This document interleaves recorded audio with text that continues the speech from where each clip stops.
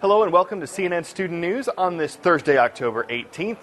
Fair warning, if you enjoy being outside soaking up the sun, you might be a little jealous by the end of today's show. The extraterrestrial explanation's coming up in just a bit.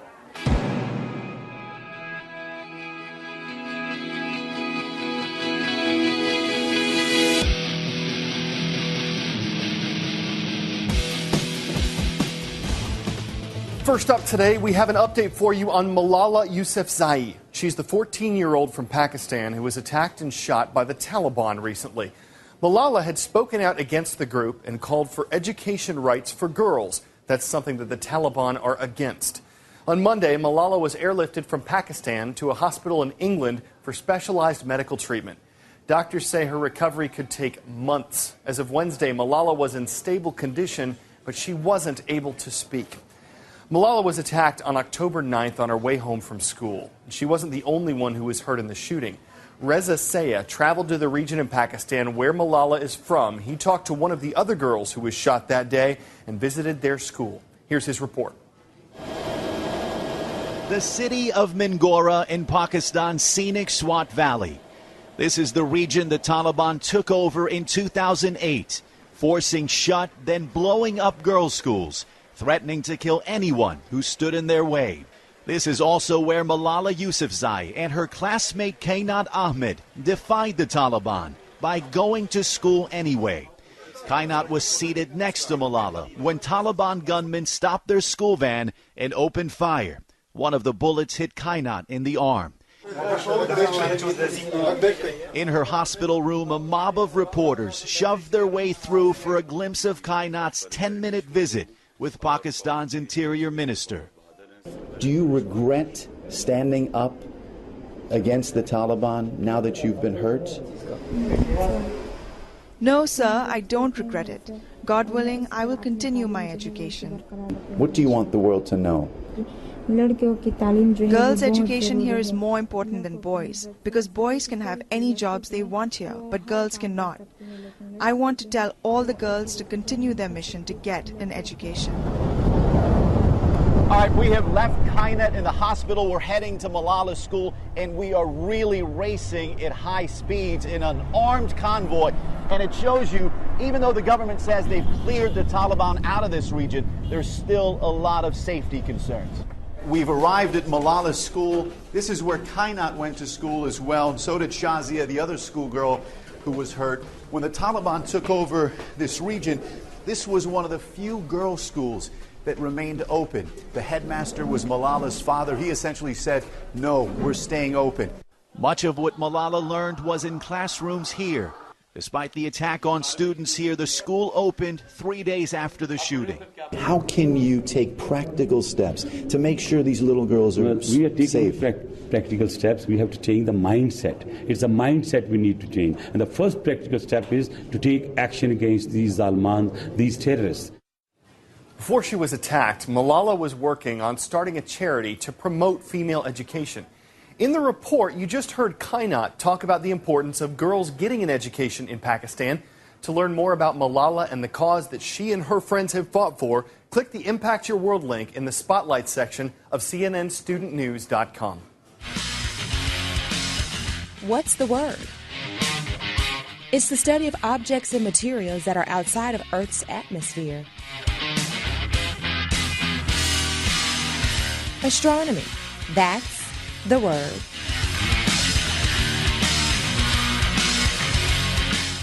There is a lot of sky, a lot of universe out there for astronomers to study. Sometimes those astronomers at NASA crowdsource. And what that means is they give wide groups of people access to the same information to see if they come up with anything. For example, the Kepler telescope, that's what this is. Its mission is to search the galaxy and collect data about stars and planets. Now, NASA made this data available to the public, and that's how two amateur astronomers discovered something like this. It's called a circumbinary planet, which means it orbits two suns.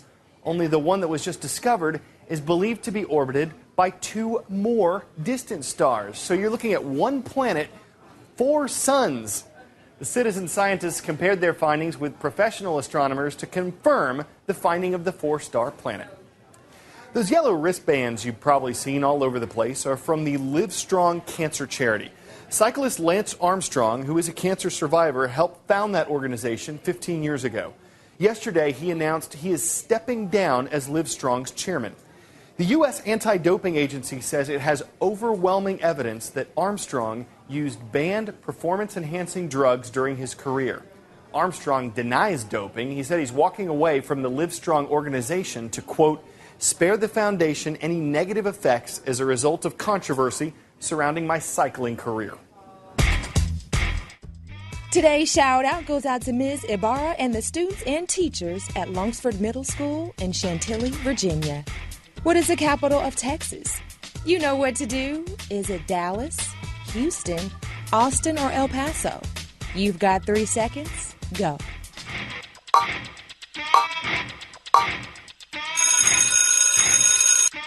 The capital of the Lone Star State is its 4th largest city, Austin. That's your answer, and that's your shout out. Just outside of Austin, you can hop on Highway 130. It's a toll road, and it's one way to get from the state's 4th largest city to its 2nd largest, which is San Antonio. But if you do take Highway 130, starting next month, you might be able to make that trip a little faster. That is because the speed limit is going up for a stretch of 41 miles. The new limit will be 85 miles per hour. When that happens, this section of Highway 130 will officially become the fastest road in America. 35 states have raised speed limits to 70 or higher. And the engineers who built this one say that 85 is the safe and right speed for Highway 130. But some safety experts have raised concerns. They say that increasing speed limits leads to more accidents and more severe injuries in those accidents.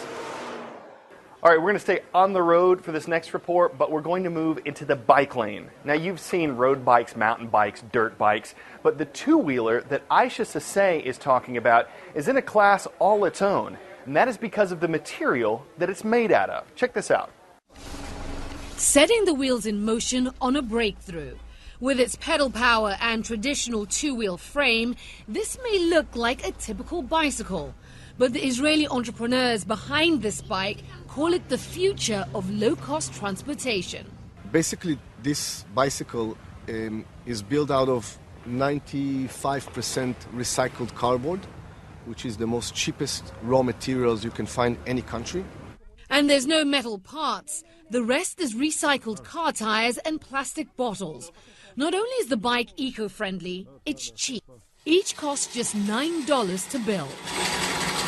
Inventor Ishaq Gaffney came up with the design in his backyard shed. What I did is when I took the cardboard, I tried to overcome all the weaknesses that the cardboard as a shipping material, as we all know, had. Using a secret process, Gaffney says his cardboard bike is both waterproof and fire resistant. And by using green materials and keeping production costs low, he hopes the bikes can be given away in poor countries. When you see something like this, you understand quite fast that this is a real game changer. I know that the lifespan of a regular bike is maximum 5 years. So in 5 years, basically I can replace all of them because I will be cheaper, faster, stronger, and ecological. Now try to get me. Production is set to begin on 3 bicycle models and a wheelchair. They should be on sale within a year. bai166, CNN, Atlanta. So a cardboard bike might work, but a cardboard anchor, that could produce some challenges. For example, trying to get him to ride a bike. We thought this would be off the chain, but it didn't really work. He can't figure out how to sip hot chocolate, needs someone to spill it out for him. All right, man, stop mugging for the camera. He doesn't need much help getting ready to go on camera, but you know how this can go. Hair today, gone tomorrow. Especially since he is an absolutely terrible news anchor. Look at him, always falling down on the job. You know what's worse is that we came up with all of these puns and all of these situations for Cardboard Carl, but in all of them, his performance was absolutely flat. Well, we did the best we could, and hopefully you weren't bored by it. Back tomorrow to close out the week. I'm Carl Azus. Let's go, buddy.